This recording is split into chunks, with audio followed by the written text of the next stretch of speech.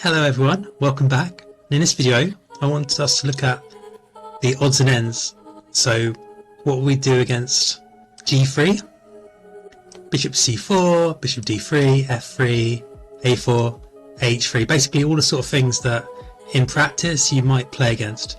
But in general, and with this repertoire, what I want us to do is essentially realise that none of these plans are dangerous for black. So what we can do is we can essentially learn a specific structure. So I quite like playing an improved Philidor against most of these lines by white. We can do that against pretty much anything, any one of these odds and ends, and there's nothing to be afraid of for us. So it's pretty cool. So let's have a look at the first one, g3, which is fairly logical. Essentially they're going to play bishop g2, knight e2.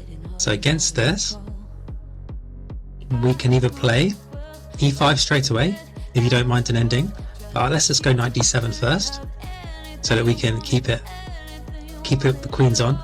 Essentially we go for a win. e5, knight e2, bishop e7, castles, and you'll see we've got this structure which is like a Philidor, but white has castled and got his bishop on g2. We're actually following a game of Ding Liren, who's a world champion, and he won as black here. And as you can see, even though it's like equal position, fairly straightforward plans for black, and in the end I think Ding Liren just ground white down because white was slightly lower rated.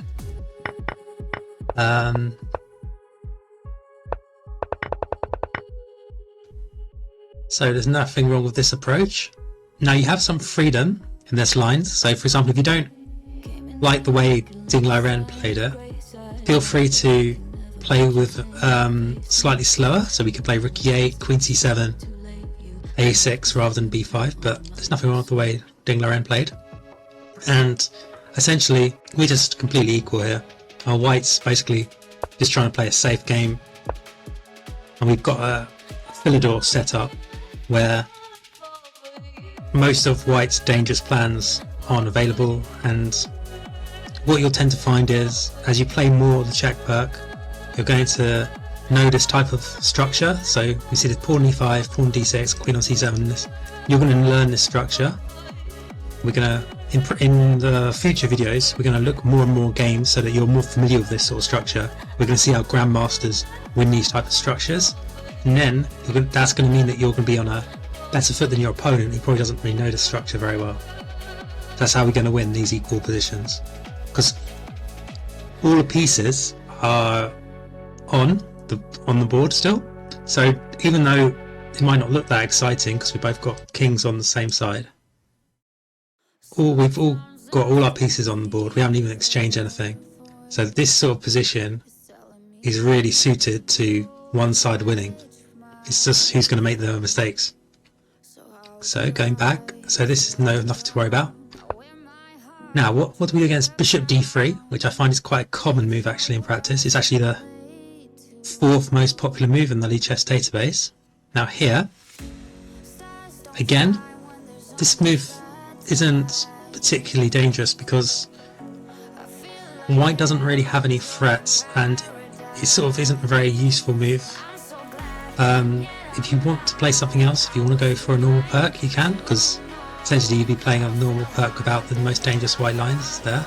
But I quite like e5 here, because you remember what I said about the plan.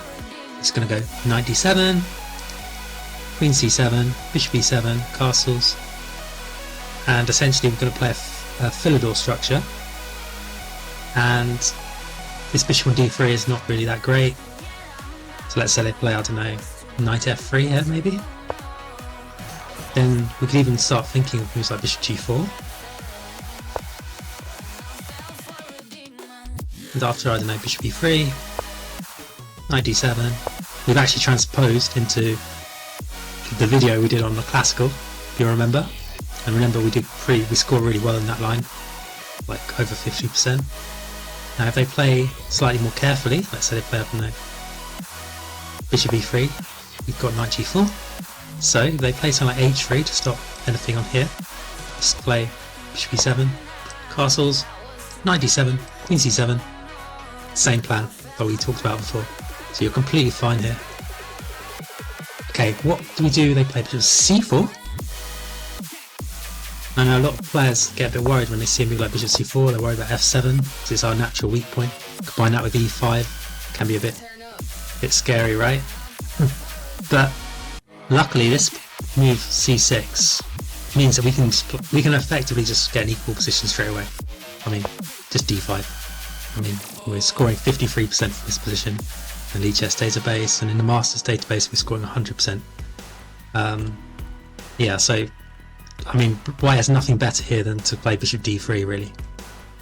Essentially, if white takes, he's sort of losing a tempo, so he has to play something like bishop b5 check. He just play knight c6.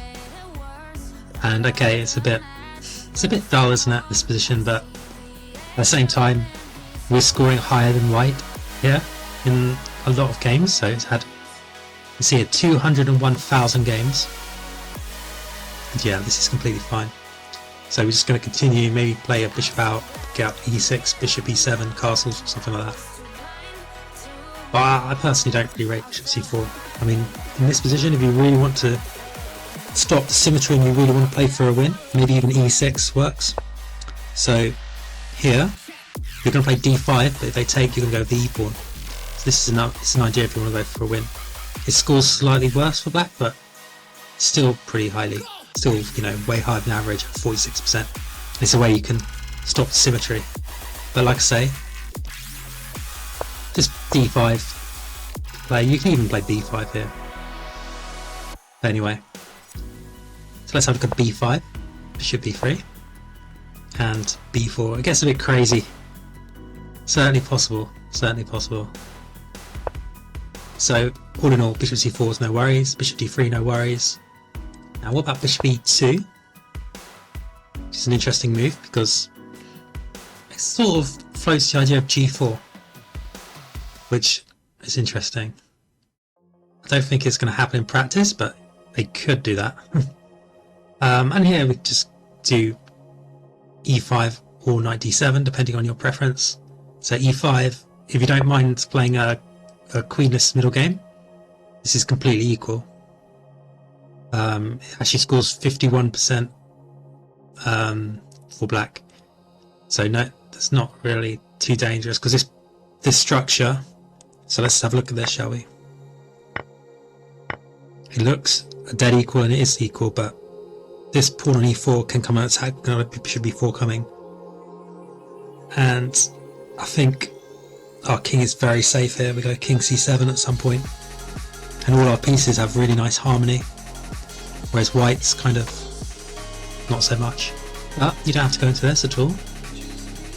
You can just go knight d7, and then you're going to play e5. So let's say you go g4, h6, just stopping g5. And then we're just going to play, so they play bishop e3 I guess, and go e5. And yeah, we're scoring fine. This is pretty equal. So nothing to worry about with bishop e2 either. Now what about move like a4 here?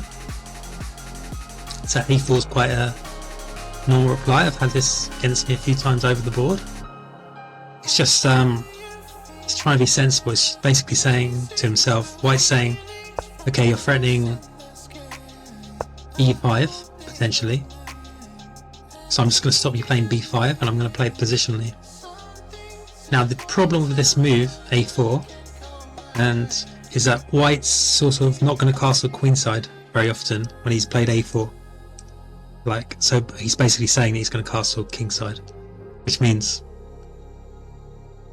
essentially means that you can play a little slower as black here than you normally would.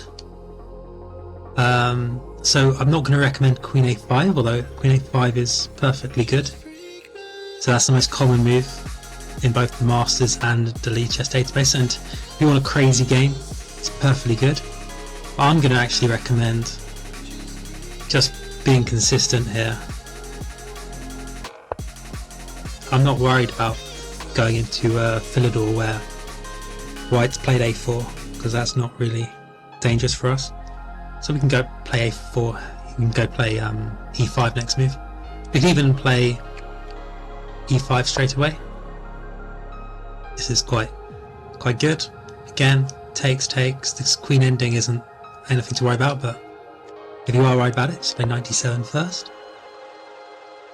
Here, let's say they play, I don't know, knight f3. Let's play e5. And if they play bishop c4, it's sort of transposing. Essentially, let's say they play, I don't know, bishop c4, bishop e7. Castles.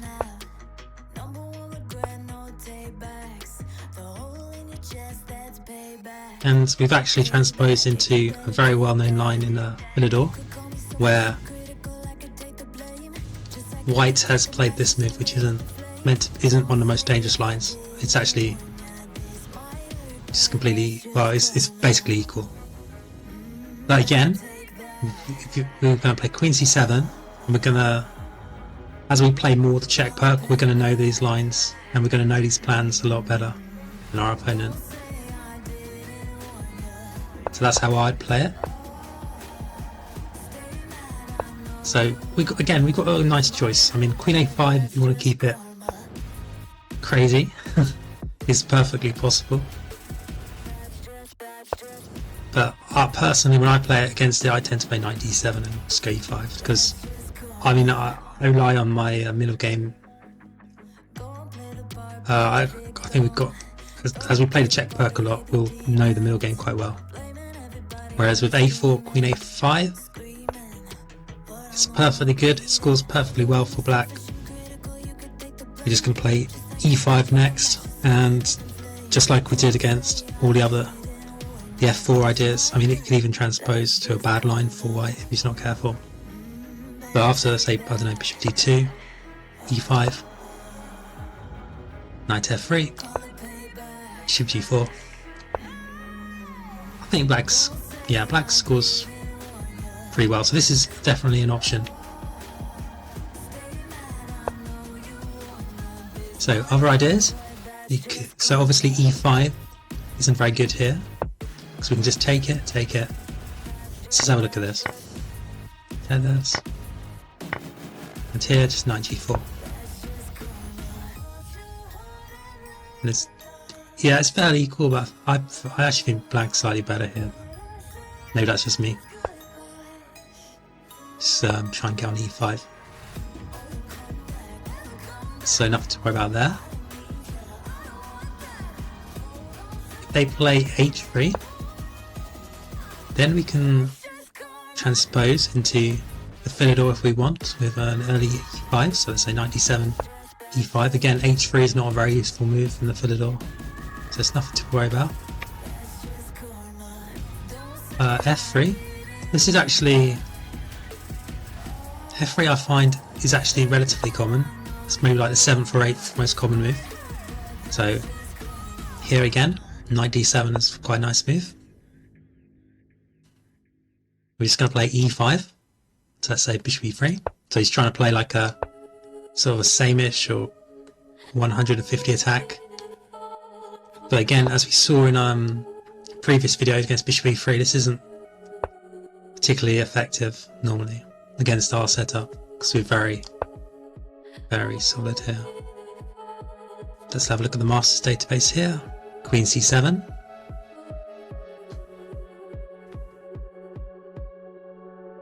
And we're going to play b5, knight b6, and we're going to try and take advantage of this king being here. So they go for the most aggressive line, and I think we're doing pretty well here. Even though white's got quite a nice attack, seemingly, we're not actually castled, whereas they are, so it's going to be a bit of a race. Then we've got a sort of double-edged position.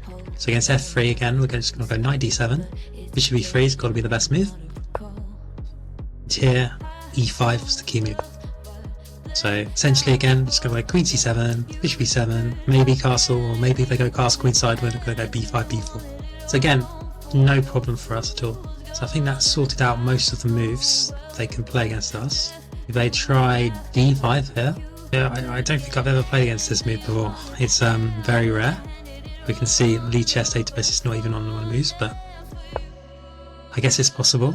Now here I'd be tempted actually to play just e5. Essentially we're going again into the Philidor where they've played d5 randomly. If they take here, we can just rotate that back with the pawn. This looks quite nice for us. It's also possible we could play g6 here, but let's just go e5. We're going to play bishop e7, castles, and then knight d7. Then we're going to pressurize d5. And once they do take, this structure is quite nice for us. We've got control over all the central squares.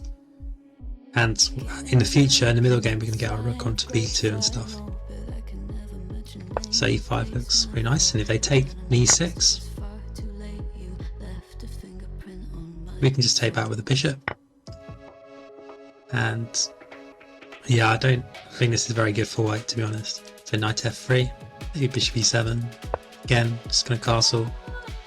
They push d5 at some point. And if they ever go knight g5 here, it's not too worrying for us because we can even castle. So they takes, we can go d5 next move. We can also play bishop g4 here. So yeah, we're completely fine here. So essentially, in summary, once we get to this position, white can do a million and one things. I mean, he can play rook b1 here. He can play a3, he can play h3, he can do anything basically. But the way I would recommend handling the Czech Pirc is just essentially to play like an improved Philidor against all these random moves. Because the reason why the Philidor is slightly less popular at the moment than it used to be. So the Philidor is like, those who've not seen the Philidor before, it's like e4, e5, knight f3, and then you play like d6. And essentially play knight d7, knight f6, bishop e7 castles. However, one of the reasons why it's slightly less popular these days via this move order is because there's some lines where white can play really early bishop c4, and if you play knight f6 here, it's got knight g5. So it's, as you can see, this is not ideal, and white's probably better here. So most players are having to play it by different move orders. They're having to play like d6, d4, and then they play e5 here. And this is how Carlsen plays it normally. But in this position with the Philidor, there's all these lines with an early f4 that can be problematic for black. Essentially we're going to transpose into the best lines for Philidor, for black in the Philidor, basically. That's our goal. And we scored pretty well, so yeah, I mean in the database. Okay, so in future videos, what I'm going to try and do is I'm going to do a proper analysis of some key games. So we've seen the players who play this line as black, Mamedarov, Bologna, you know, all these top players, and we're going to look at some of the key games, and we'll do that in hopefully quite a bit of depth, and hopefully it will help us learn the key middle game strategies for black, and hopefully get us some wins as we look at the pawn structures. Yeah, so thank you so much for everyone that's watched to the end. You make it worth doing the videos. Thank you so much, and have a nice day. Yeah, hope you win your games with the Czech Pirc. Also, let me know in the comments below if you'd like me to do either a lead chess study or chessable free course. So it'd still be free, just I'll just make it an open course so that anyone can see it. And because I know, like, you're watching the videos, you know what to do, but the specific moves I could put into like a proper like repertoire book onto like either a lead chess study or chessable free course, so that you have like a specific like book type thing where you actually like can see it written down. You've got the video as well, but you can see it written down what to do against each move. So we could probably do that up to, depending on which line, up to like, I don't know, 10 up to 12 moves. That could be an idea. Just let me know if you want me to do that. Yeah, thank you.